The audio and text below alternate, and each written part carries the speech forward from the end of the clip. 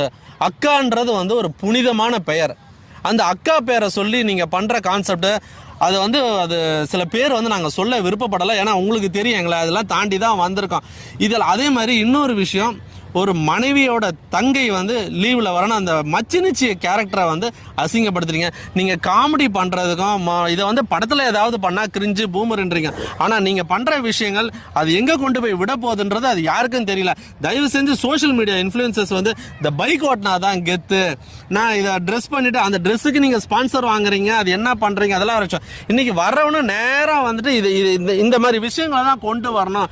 கத்தியை வச்சு சுற்றுறது, கத்தியை வச்சு கேக் வெட்டுறது, இதெல்லாம் வந்து சுத்தமா சரியில்லை. இதை பத்தி என்ன நினைக்கிறீங்க, நீங்களே சொல்லுங்களேன். சார், இந்த சோஷியல் மீடியா இன்ஃப்ளூயன்சர்ஸ் பார்த்தீங்கன்னா தப்பான மெசேஜ். நான் திரும்ப சொல்லுறது என்னன்னு பார்த்தீங்கன்னா, அவங்களுக்கு லைக்ஸ் வாங்கணும், அதுதான் மோட்டிவேஷனாக இருக்குது. அதுதான் அவங்களோட இம்பார்ட்டண்டான ஒரு விஷயம்.